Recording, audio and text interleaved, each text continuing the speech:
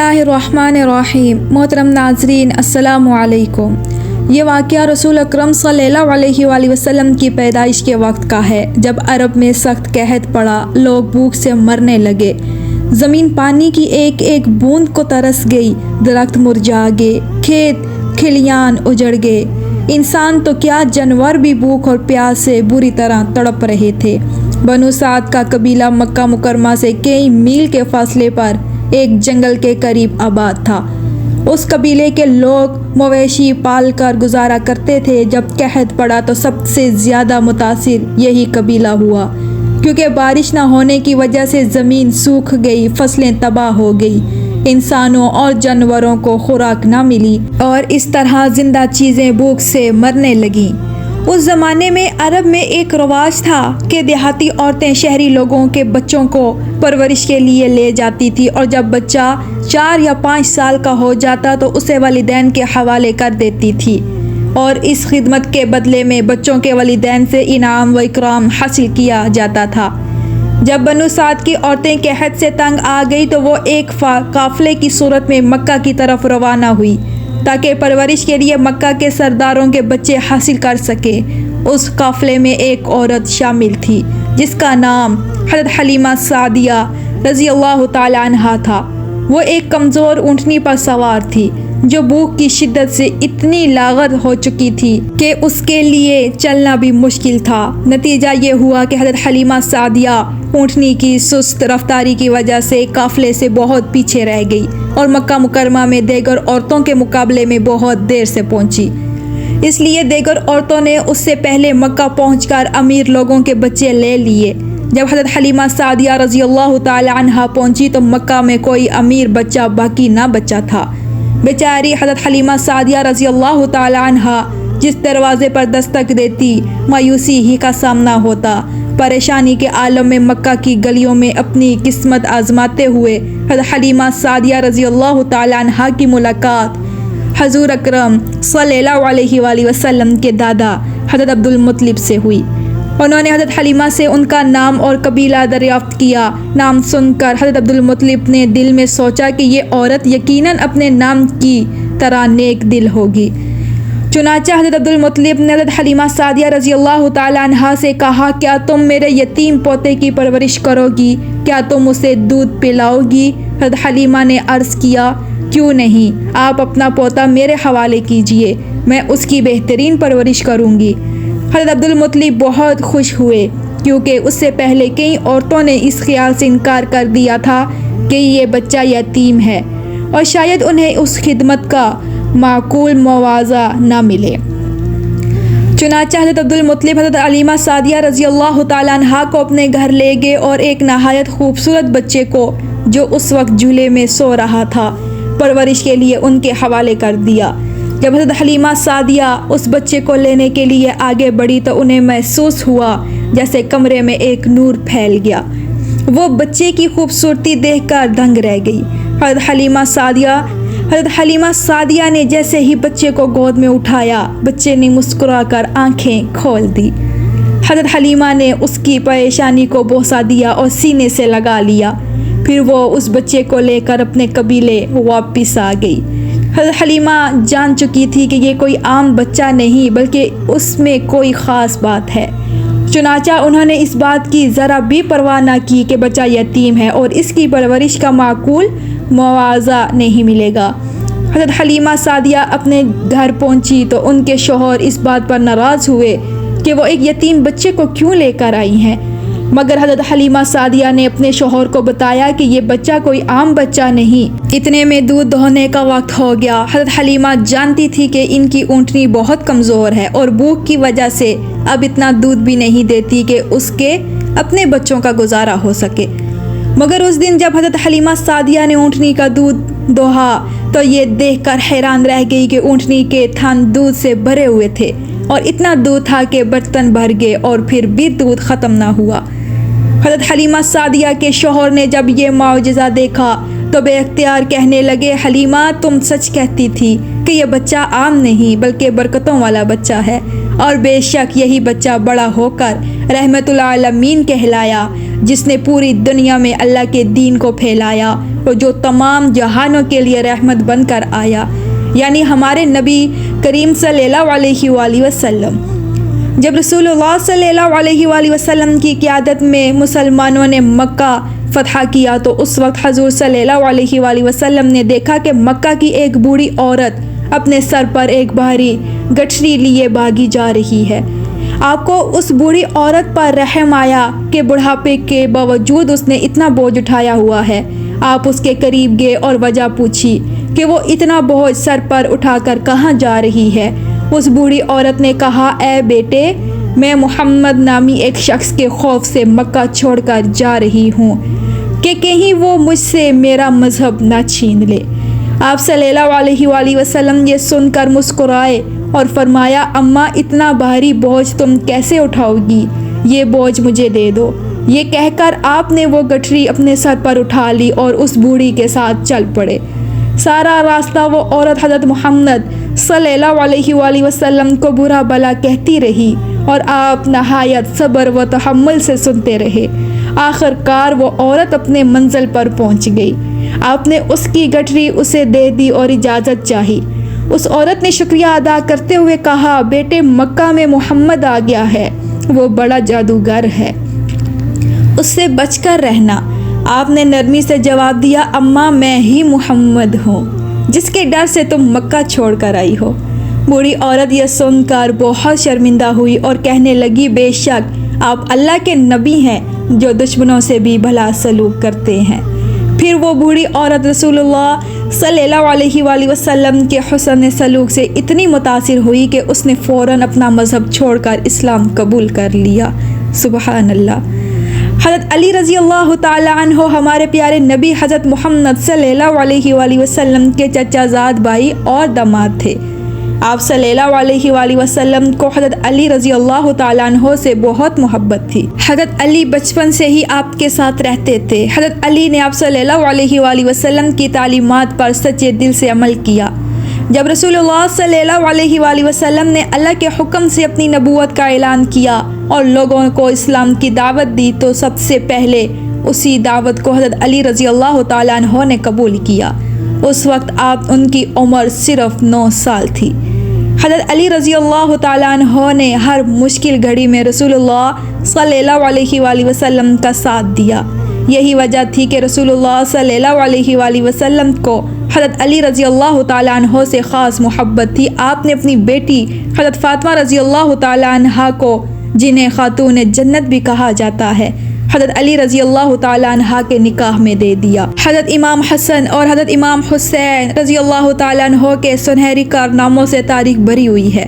حضرت علی رضی اللہ تعالیٰ عنہ کی طرح ان کی اولاد نے بھی دین اسلام کی سربلندی کے لیے عظیم قربانیاں پیش کی اور اپنے والد کے نقش قدم پر چلتے ہوئے اپنے نانا حضرت محمد صلی اللہ علیہ وآلہ وسلم کے دین کو عام کیا۔ بلا شک و شبہ یہ حضرت علی اور حضرت فاطمہ رضی اللہ تعالیٰ عنہ کی تربیت کا اثر تھا۔ حضرت علی کی پوری زندگی یعنی بچپن سے لے کر شہادت تک اسلام کے لیے وقف تھی۔ حضرت علی کو ہر جنگ میں رسول اللہ صلی اللہ علیہ وآلہ وسلم کے ساتھ رہنے کا شرف حاصل تھا۔ ان تمام جنگوں میں حضرت علی نے بے مثال بہادری اور شجاعت کے جوہر دکھائے، اسی لیے انہیں شیر خدا کا لقب دیا گیا، جس کا مطلب ہے اللہ کا شیر۔ بہادری کے ساتھ ساتھ حضرت علی میں ایک اور بڑی خوبی یہ تھی کہ علم و دانائی میں بھی آپ کا کوئی ثانی نہ تھا، اسی لیے آپ کو باب علم یعنی علم کا دروازہ کہا جاتا ہے۔ یہ واقعہ حضرت علی رضی اللہ تعالیٰ عنہ کا ہے۔ ایک بار کا ذکر ہے کہ نبی کریم صلی اللہ علیہ وآلہ وسلم کی محفل میں صحابہ اکرام رضی اللہ تعالیٰ عنہ بیٹھے ہوئے تھے۔ حضرت علی حضور کے بالکل قریب پہلو میں بیٹھے تھے، چونکہ حضرت علی کو حضور کا قرب حاصل تھا اور بچپن سے ہی حضرت علی حضور صلی اللہ علیہ وآلہ وسلم کے ساتھ رہتے تھے، اس لیے آپ کبھی کبھی حضور سے ہلکا پھلکا مذاق بھی کر لیا کرتے تھے، مگر اس مزاح میں شائستگی کا پہلو ہوتا تھا۔ یہ واقعہ بھی کچھ اسی طرح کا ہے۔ ایک صحابی رسول اللہ صلی اللہ علیہ وآلہ وسلم کی خدمت میں کھجوروں کی ایک ٹوکری لے کر آئے۔ آپ نے وہ کھجوریں ان صحابہ اکرام میں تقسیم فرمائی جو محفل میں موجود تھے۔ اور کھجور کے فوائد پر روشنی ڈالی۔ اس کے بعد رسول اللہ صلی اللہ علیہ وآلہ وسلم اور تمام صحابہ کھجوریں کھانے لگے۔ حضرت علی جو حضور کے پہلو میں بیٹھے تھے کھجوریں کھا رہے تھے۔ اچانک ان کے ذہن میں ایک بات آئی تو انہوں نے کھجوریں کھا کر ان کی گٹلیاں حضور کے سامنے اس جگہ رکھنی شروع کر دی جہاں حضور اپنی کھائی ہوئی کھجوروں کی گٹلیاں رکھ رہے تھے۔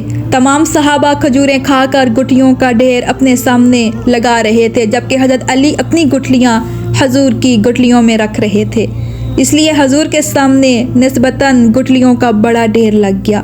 جب سب کھجوریں کھا چکے تو حضرت علی نے سب کی گٹلیوں کی طرف دیکھتے ہوئے مذاقاً کہا، دیکھیے ہم میں سے سب سے زیادہ کھجوریں کس نے کھائی ہیں؟ تمام صحابہ حضور صلی اللہ علیہ وآلہ وسلم کے سامنے لگے ہوئے بڑے ڈھیر کو دیکھنے لگے، لیکن کسی کو کچھ کہنے کی ہمت نہ ہوئی۔ حضور جو حضرت علی کی شرارت کو بھانپ چکے تھے مسکرائے اور بڑی حاضر جوابی سے فرمایا، یہ بھی دیکھ لو کہ کھجوریں گٹلیوں سمیت کون کھا رہا تھا۔ یہ سن کر تمام صحابہ حضرت علی کی طرف دیکھنے لگے کیونکہ ان کے سامنے گٹلیوں کا کوئی ڈھیر نہیں تھا۔ اب تمام صحابہ حضرت علی کی شرارت کو سمجھ چکے تھے اور سب ہنسنے لگے۔ حضرت فضیل اسلام قبول کرنے سے پہلے ایک مشہور ڈاکو تھے۔ وہ عرب کے صحرا میں قافلوں کو لوٹا کرتے تھے۔ لوگوں کے دلوں پر ان کا خوف طاری تھا۔ جو بھی قافلہ صحرا سے گزرتا ان کی لوٹ مار سے محفوظ نہ رہتا، مگر جب انہوں نے اسلام قبول کیا اور سچے دل سے توبہ کی تو ان کی زندگی بدل گئی۔ ان کا دل اسلام کے نور سے روشن ہو گیا۔ حضرت فضیل کے اسلام قبول کرنے کا واقعہ کچھ یوں ہے کہ ایک بار ایک قافلے نے سفر کے دوران صحرا میں پڑاؤ کیا۔ قافلے میں موجود ایک شخص قرآن کریم کی تلاوت کر رہا تھا۔ حضرت فضیل قافلے کو لوٹنے کے ارادے سے وہاں پہنچے تو قرآن پاک کی تلاوت نے ان کے دل پر اثر کیا اور وہ تلاوت غور سے سننے لگے۔ جب انہوں نے ایک آیت سنی جس کا ترجمہ یہ ہے، کیا ایمان والوں کے لیے وہ وقت نہیں آیا کہ ان کے دل اللہ کے خوف سے کانپنے لگے؟ اس آیت کا حضرت فضیل کے دل پر گہرا اثر ہوا۔ انہوں نے نادم ہو کر کہا، اب وہ وقت آ چکا ہے کہ ہم اللہ کی راہ پر چل پڑیں۔ یہ کہہ کر وہ زار و قطار رونے لگے۔ روتے روتے ان کے کانوں میں یہ الفاظ پڑے۔ قافلے میں سے کوئی شخص کہہ رہا تھا، سنا ہے اس راستے میں فضیل ڈاکو ہے، لہٰذا ہمیں راستہ بدل لینا چاہیے۔ حضرت فضیل نے جب یہ الفاظ سنے تو اونچی آواز میں کہا، لوگو اب تم بے خوف ہو جاؤ، میں نے ڈاکہ زانی چھوڑ دی ہے۔ میں ہی فضیل ہوں اور میں نے اب اسلام قبول کر لیا ہے۔ اس کے بعد انہوں نے جن لوگوں کو نقصان پہنچایا تھا، جن کا مال لوٹا تھا، ان سے معافی مانگ لی۔ کہتے ہیں کہ ایک یہودی نے حضرت فضیل کو معاف کرنے سے انکار کر دیا اور یہ شرط لگائی کہ اگر تم سامنے والی پہاڑی کو اپنی جگہ سے ہٹا دو تو میں تمہیں معاف کر دوں گا۔ حضرت فضیل نے فوراً مٹی ہٹانا شروع کر دی۔ اتفاق سے اللہ کا کرنا ایسا ہوا کہ اسی وقت تیز آندھی چلنے لگی اور دیکھتے ہی دیکھتے وہ پہاڑی اپنی جگہ سے ہٹ گئی۔ یہودی نے یہ دیکھ کر دل سے حضرت فضیل کے لیے جو نفرت تھی نکال دی اور کہا، میں نے اپنے دل میں یہ عہد کر رکھا تھا کہ جب تک فضیل میرا مال واپس نہیں کرے گا میں اسے معاف نہیں کروں گا، لہٰذا تم میرے تکیے کے نیچے رکھی ہوئی اشرفیوں کی تھیلی اٹھا کر مجھے دے دو تاکہ میرا عہد پورا ہو جائے۔ چنانچہ حضرت فضیل نے ایسا ہی کیا۔ اس کے بعد اس یہودی نے ایک اور شرط رکھی کہ پہلے تم مجھے مسلمان کرو پھر میں تمہیں معاف کروں گا۔ حضرت فضیل نے کلمہ پڑھا کر اس یہودی کو مسلمان کیا۔ اسلام قبول کرنے کے بعد اس یہودی نے بتایا کہ میرے مسلمان ہونے کی وجہ یہ تھی کہ میں نے تورات میں پڑھ رکھا تھا کہ اگر کوئی شخص سچے دل سے توبہ کرے تو وہ مٹی کو بھی ہاتھ لگائے تو وہ سونا بن جاتی ہے، اور میں یہ دیکھنا چاہتا تھا کہ کیا تم نے سچے دل سے توبہ کی ہے۔ اب مجھے تم پر اور تمہارے مذہب کی سچائی پر پورا یقین ہے۔ عراق میں ایک دریا کے کنارے مشہور شہر کوفہ آباد تھا۔ یہ شہر علم و ادب اور تہذیب کے لحاظ سے اپنی مثال آپ تھا۔ حضور صلی اللہ علیہ وآلہ وسلم کے عہد کے بعد بھی اس شہر میں بڑے بڑے عالم اور بزرگ پیدا ہوئے۔ حضرت امام ابو حنیفہ رحمۃ اللہ علیہ کا تعلق بھی اس شہر سے تھا۔ یہ امام ابو حنیفہ کے بچپن کا واقعہ ہے کہ ایک کافر جو بہت بڑا عالم و فاضل تھا اور اپنے علم پر بڑا غرور کرتا تھا، کہیں سے کوفہ آ کر رہنے لگا۔ آہستہ آہستہ اس کے علم کا شہر میں چرچا ہونے لگا۔ وہ کافر دل لبھانے والی باتوں سے مسلمانوں کو بہکانے کی کوشش کرتا تاکہ ان کا ایمان کمزور کر سکے۔ ایک دن وہ کوفہ کے بڑے بازار میں ایک چبوترے پر کھڑا ہو کر اپنے علم کی شیخی بگاڑنے لگا۔ اس نے کوفہ کے مسلمانوں سے 3 سوالات کیے لیکن کوئی بھی ان سوالات کا جواب نہ دے سکا۔ اسی دوران امام ابو حنیفہ وہاں سے گزرے۔ آپ مکتب جا رہے تھے اور آپ کے گلے میں بستہ لٹک رہا تھا۔ امام ابو حنیفہ نے جب کافر کو شیخی بگاڑتے دیکھا تو آپ رک گئے اور کہا، میں تیرے سوالوں کے جواب دوں گا، تو اپنے سوال پوچھ۔ اس ننھے طالب علم کے حوصلے کو دیکھ کر بہت سے لوگ وہاں جمع ہو گئے۔ کافر نے پہلا سوال یہ کیا، بتاؤ اس وقت تمہارا اللہ کیا کر رہا ہے؟ طالب علم نے کہا، پوچھنے والے سے بتانے والے کا رتبہ بلند ہوتا ہے، اس لیے تم میری جگہ پر آ جاؤ اور میں تمہاری جگہ پر۔ کافر چبوترے سے نیچے اتر آیا اور طالب علم چبوترے پر کھڑا ہو کر بلند آواز میں لوگوں کو مخاطب کر کے کہنے لگا، اے لوگو، گواہ رہنا کہ اس وقت اللہ تعالیٰ ایک کافر کے رتبے کو گھٹا رہا ہے اور ایک مسلمان بچے کے رتبے کو بڑھا رہا ہے۔ سبحان اللہ۔ ننھے طالب علم کا یہ جواب سن کر تمام مسلمان حیران رہ گئے اور واہ واہ کرنے لگے، جبکہ کافر شرمندہ ہو گیا۔ کافر نے اپنے ماتھے سے پسینہ صاف کرتے ہوئے دوسرا سوال کیا، بتاؤ اللہ سے پہلے کیا تھا؟ ننھے طالب علم نے اس سوال کے جواب میں کافر سے کہا کہ 9 سے الٹی گنتی گنو۔ کافر گنتی گننے لگا، 9، 8، 7، 6، 5، 4، 3، 2، 1 اور پھر خاموش ہو گیا۔ طالب علم نے پوچھا، تم خاموش کیوں ہو گئے؟ 1 سے پہلے کیا؟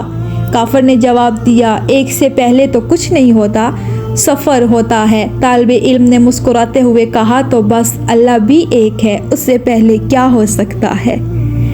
کافر امام ابو حنیفہ کے اس جواب پر حیران رہ گیا۔ پھر اس نے تیسرا سوال کیا، تمہارے اللہ کا منہ کس طرف ہے؟ سوال سن کر طالب علم نے ایک موم بتی منگوائی اور اسے روشن کر کے کافر سے پوچھا، اس روشنی کا منہ کس طرف ہے؟ کافر بولا، چاروں طرف۔ طالب علم نے کہا، اللہ بھی ایک نور ہے جس سے چاروں طرف اجالا ہے، یعنی اس کا منہ بھی چاروں طرف ہے، وہ چاروں طرف دیکھ سکتا ہے اور دیکھ رہا ہے۔ کافر ان جوابات سے لاجواب ہو گیا، اس کے پاس کوئی سوال نہ رہا۔ ننھے طالب علم نے اپنی ذہانت سے کافر کی زبان بند کر دی اور وہ شرمندہ ہو کر اس کی عقل مندی پر شاباش دی۔ یہ واقعہ صرف امیر المؤمنین حضرت عمر بن عبدالعزیز رحمۃ اللہ علیہ کے دور حکومت کا ہی نہیں بلکہ ان کے اپنے گھر کا ہے۔ ایک دن آپ کے گھر کے صحن میں آپ کا کم سن بیٹا کھڑا رو رہا تھا۔ بچے کی ماں جو خلیفہ کی بیوی تھی سمجھی کہ شاید بچے کو بھوک لگی ہے، انہوں نے بچے کو سینے سے لگایا، اندر لے گئی، پیار کیا اور کھانا دیا، مگر بچہ چپ نہ ہوا۔ جب حالت بدستور ہو رہی تو ماں کا دل بچے کی حالت پر تڑپ اٹھا۔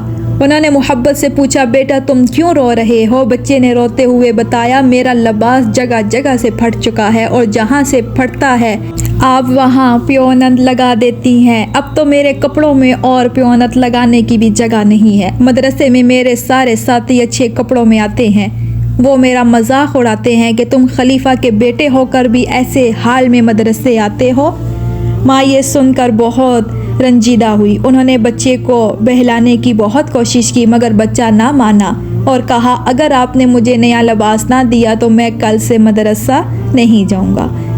اسی دوران حضرت عمر بن عبدالعزیز گھر میں داخل ہوئے۔ بیوی نے ان سے کہا، اے مسلمانوں کے خلیفہ، میں ایک بادشاہ کی بیٹی ہو کر بھی گھر کے سارے کام خود کرتی ہوں، روکھا پھیکا کھا کر آپ کا ساتھ دیا ہے، ہمیشہ آپ کی اطاعت کی ہے، اپنی ساری دولت جائیداد اور زیورات بیت المال میں جمع کرا دیے ہیں، آپ سے کبھی کوئی فرمائش نہیں کی، لیکن میں یہ برداشت نہیں کر سکتی کہ میرے لگتے جگر کو مدرسے میں اپنے پرانے پھٹے کپڑوں کی وجہ سے شرمندگی اٹھانی پڑے، لہٰذا آج ہی میرے بیٹے کے لیے نئے لباس کا انتظام کرے۔ حضرت عمر بن عبدالعزیز بیوی کی باتوں کا گہرا اثر ہوا، وہ بھی اپنے بچے کو نیا لباس دلوانا چاہتے تھے مگر ان کی جیب خالی تھی، چنانچہ انہوں نے بیوی سے قلم اور کاغذ منگوایا اور بیت المال کی کہ وزیر کو خط لکھا کہ میری اگلی ماہ کی تنخواہ میں سے کچھ رقم پیشگی دے دو، اگلے مہینے تنخواہ سے کاٹ لینا۔ کچھ دیر بعد بیت المال کے وزیر کا جواب آیا جس میں لکھا تھا، اے خلیفہ، آپ اس بات کی کیا ضمانت دیں گے کہ آپ اگلے مہینے تک زندہ رہیں گے اور خلیفہ کے منصب پر بھی فائز رہیں گے؟ حضرت عمر بن عبدالعزیز یہ سب پڑھ کر خاموش ہو گئے۔ بھلا وہ اس بات کی ضمانت کیسے دے سکتے تھے؟ چنانچہ انہوں نے اپنی بیوی اور بیٹے کو سمجھایا کہ اگلے مہینے تنخواہ ملنے پر نیا لباس منگوا دوں گا۔ تو ناظرین، آپ نے دیکھا ایک عظیم مسلمان حکمران کی سادگی اور دیانت۔ کیا ہم آج کے حکمرانوں سے ایسی توقع رکھ سکتے ہیں؟ اگر آپ کو ہماری یہ ویڈیو پسند آئی ہو تو لائک کریں، شیئر کریں اور مزید ایسی ویڈیو دیکھنے کے لیے ہمارے چینل کو بھی سبسکرائب ضرور کیجیے۔ ملتے ہیں نئی ویڈیو میں، دعاؤں میں یاد رکھیے۔ اللہ حافظ۔